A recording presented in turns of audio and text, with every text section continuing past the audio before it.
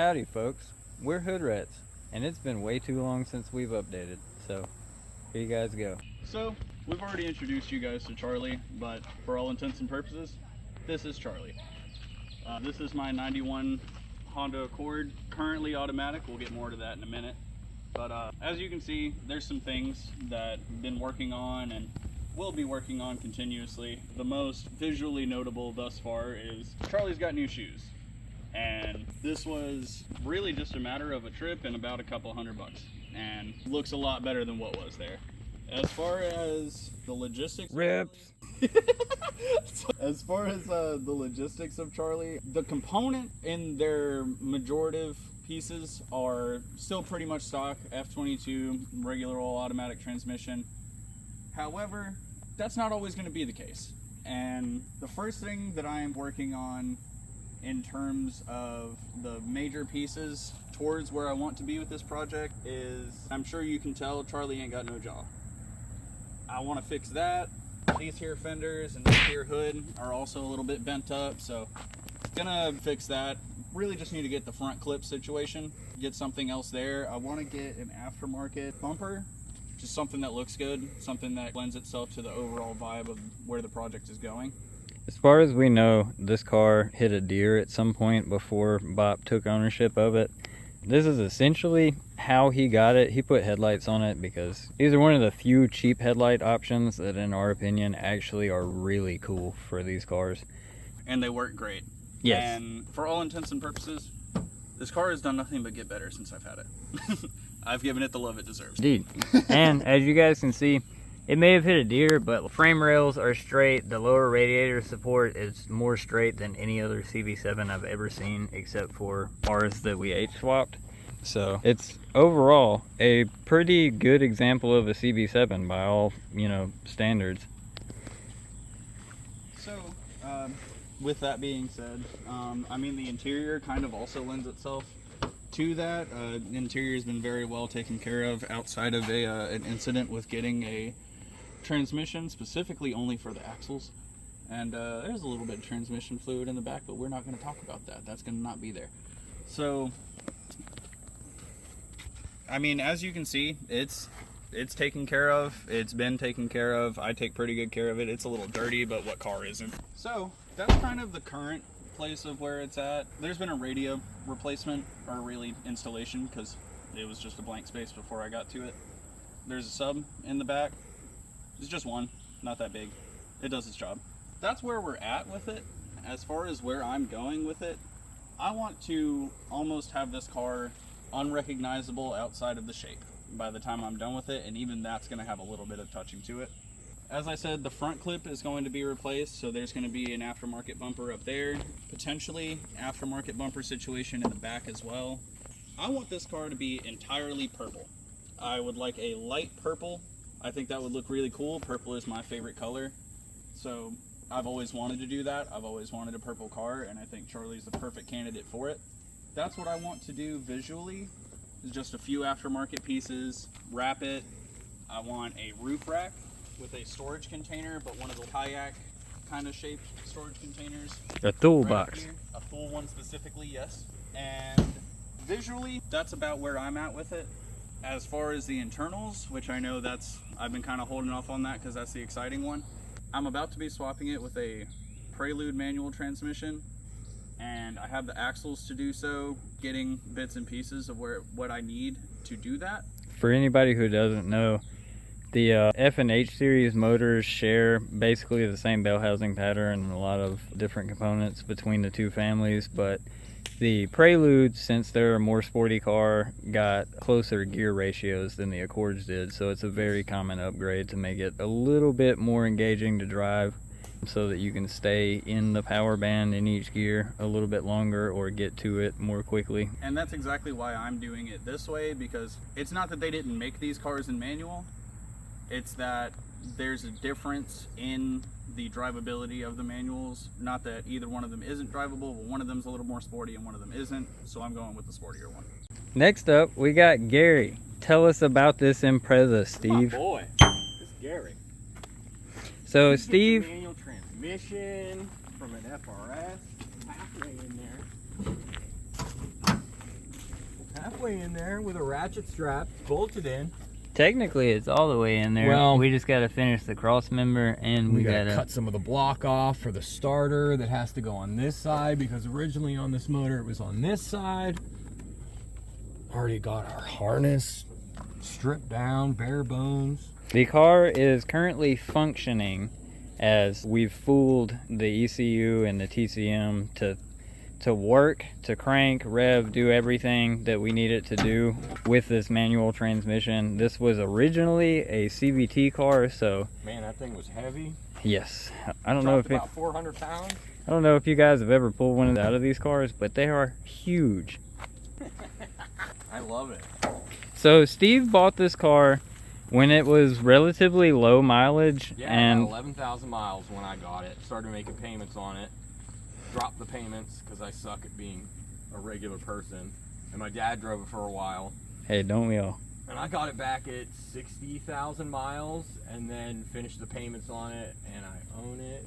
Then it took a crap about 3 years ago. Which was what, 100,000 miles? Yeah, So or right under. So they got the life of this car out of it, and we tried to get rid of it. He tried to sell it for what it's actually worth, given that it's a nice car. The transmission just shit out. Like it, the engine is still perfectly good. It's been maintained. The tires, the only other thing that was wrong with the car is he had a broken sway bar end link, and that was it. So It's just been sitting. Couldn't figure out what to do with it, so we decided it's gonna drift now. And it's worth addressing the elephant in the room here.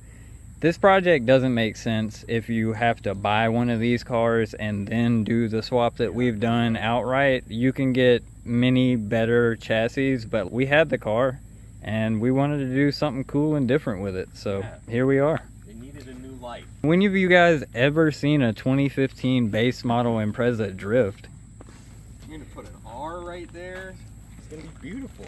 He's also got a couple other little mods lined up for it once we can figure out engine management. We don't want to run a standalone on this car because given what we just said, it doesn't make sense to drop $1,500+ on aftermarket engine management, and the rest of the comfort features in the interior still function. So we would have to do CAN bus integration and all, especially with these. If anybody knows about this era of Subaru, integrating the head unit to work with all this is a nightmare. And it'd be something we'd be willing to tackle, but the whole point of this setup is taking this car, which we already had, and making it usable and fun for very cheap. And so far, we're only $265 into the swap. We've got transmission, aftermarket, lightweight flywheel, clutch, a good ACT clutch that can take the abuse we're about to put it through. He's got maybe a little spoolie boy to put up on there and some kind of little pipe to come out the hood. We'll let you guys see that later. But stay tuned for Gary, man. At some point he'll probably be orange and white stuff. All kinds. We don't know yet. All right, we got the little mini truck and Max here. So if you guys don't know, this is literally the best mini truck that was created. I will argue to the death with anybody about that. And let me just say, I'm a Toyota guy. I have a Toyota pickup right there. This is better. Specifically, the later 90 and 91 V6 four-wheel drives. A lot of them are not on the road anymore, but if you get one that's been decently well taken care of like this one, it is a phenomenal truck. It's got bigger axles than any of the other trucks offered from the factory. If I'm not mistaken, it has a 9-inch in the rear and it has an 8.8 in the front, or an 8.5. Someone please correct me if I'm wrong there. I'm pulling my knowledge from forums because a lot of this service information and blah is just non-existent for these things anymore. I do have a Haynes manual for this truck, but you guys know how that goes. Sometimes they're hit or miss. So 5-speed manual, 4-wheel drive, got a chicken on the dash. this is our utility truck, and at some point we are gonna give it the love it deserves. What we've talked about, since this has a 6G in it, we've talked about taking a twin turbo block from a Stealth RT or a 3000 GT VR4 and then doing an Eaton M90 on it, since the twin turbo setup is a little bit hard to fit in this engine bay due to where the steering column runs, or the steering shaft. So that'd be pretty cool. Upgrade the suspension a little bit, maybe a 2 or 3 inch lift, put some, I don't know, nothing crazy big, 33s or something like that on here. Make it usable, fun off-road. Put a roll bar in the back with the KC lights, paint all the trim, just make it a little bit nicer. But as of right now, it is the lifeblood of Hoodratz. We could not do what we do without this truck. How we move motors around, how we move the cars around. And that is also true. This was one of the first things that we purchased when we made money from Hoodratz, which is not a lot of money. Let me 10 times over. Yes, it absolutely has. And we've had a lot of fun with this thing too, man. It's never left us stranded for any real major reason. Actually, I don't think we've had a single problem out of this truck. I had to replace a fuse that got corroded, but that was it. Sometimes the one door locks itself. Oh, the driver's door lock, the spring is gone in it, so that I forget what you call these, but this will fall and it locks it. But other than that, it's awesome. It's on Toyota stock Inkies. We got the truck like that. Single cab, just a little boxy. You can single fit cab. 3. Like, We've done it. it's Yeah. beautiful. It brings you back to your childhood right here. Bench seats are the best. Stuff, we got Steve's Daily, by far the newest vehicle. Yeah, It's my VB22 WRX that I traded my Honda for because I wanted to learn how to drive manual. he did it. It's a good car. It's great. I love it. I have no complaints. Imperfect freestyle scripting because fuck AI.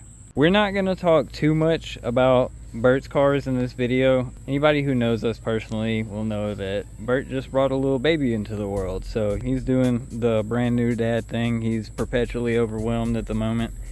He's taking care of his little baby. So he will be updating you guys personally in the next video. But as of right now, here's his E36 Compact.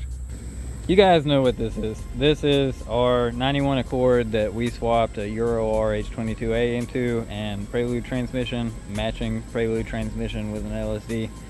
We've still got to do a few little things as far as the mechanics of everything go. We've got a P06 ECU that was VTEC converted, but it is not sending the 12 volt signal to engage VTEC when it's supposed to, even using the test outputs in Hondata. And yes, we do have the oil pressure sensor disabled. So we've got to diagnose that. We've also got to put our Vibrant 3-inch exhaust on here. We've got to do some modifications because it was a full Prelude system. But other than that, it's a running and driving car. We also need to get it tuned, but we've been working little by little on that ourselves because I've got a little bit of tuning knowledge and we all know how to use the computer and Google, so we're doing as much of it as we can. BMW, go Bert. BMW go. So we made some shorts about this thing a while back, and we did have plans to turn it into a drift car, which I do think we're still gonna do, but as you guys can see, it's got a tree on top of it now. So I think our current plans are to chop the roof at the pillars, use the roof to repair the floors, and then just have a drivable wedge with no windshield. We are going to have to put a roll bar from a vert in here, and then obviously we will need to wear helmets anytime we're driving this thing, but wouldn't that be cool? Finally, we got my 2 pieces of garbage, which I have been making some moves on. As you guys can see, I have got a lot to do on this thing. I originally didn't want to do any of this body work until I did the motor swap, but you guys will hear a lot more about that and the Mustang in the next video. So if you want to see that, definitely tune in. That's pretty much what we got going on. We all are sweaty right now because it's Alabama. It's damn near 90 degrees outside right this moment, and who knows what the humidity is. So that's what we got. We've also got a couple more projects to show you guys, but those will come in the next updates, so stay tuned.